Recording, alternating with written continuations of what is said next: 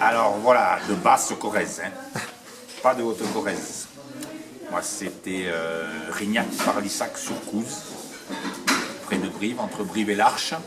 Et pour pas mal d'entre vous, voilà, une partie des terres de la famille est sous le lac de Chasteau.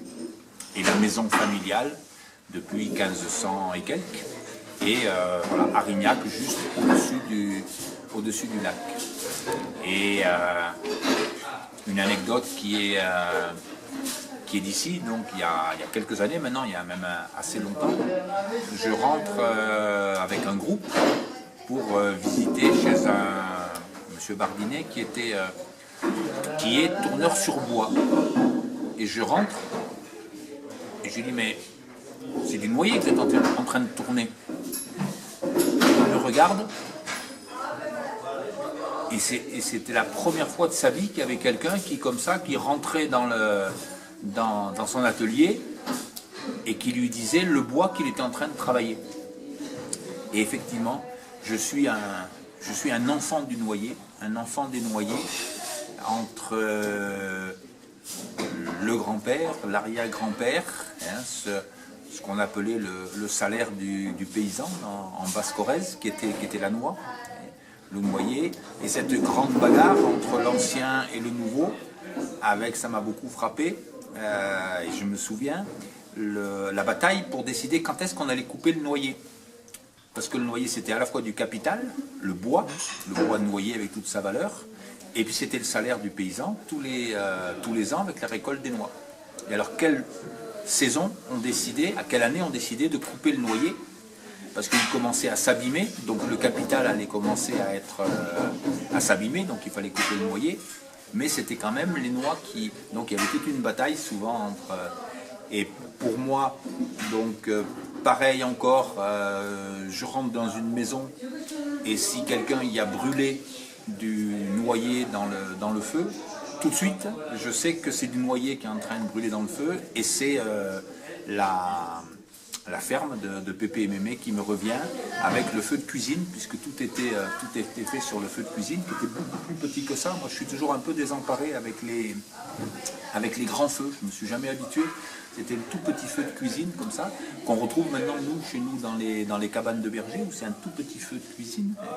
Mais voilà, et puis surtout, il y avait à la ferme donc mon arrière-grand-père, le père de Pépé, avec la valeur qu'on représentait les noyers. Il y avait un jeune noyer qui avait été renversé par la tempête, mais pas complètement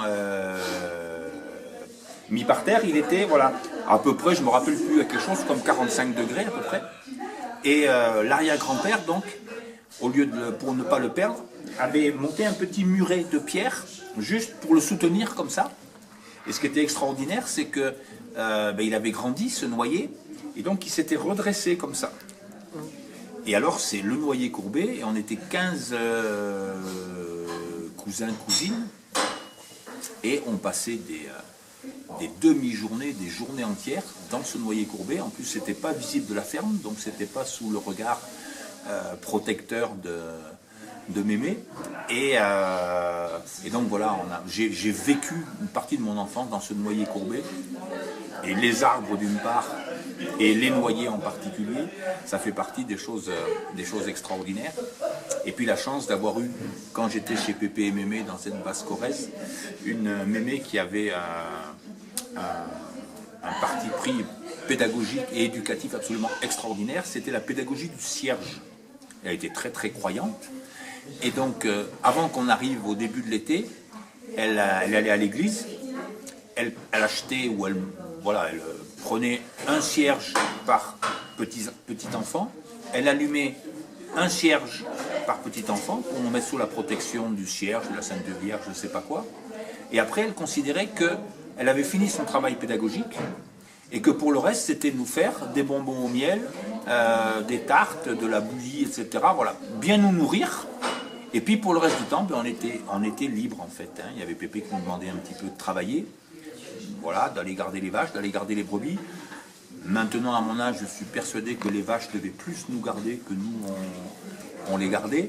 Mais voilà, et j'ai commencé toute mon enfance comme véritablement petit-fils de paysan.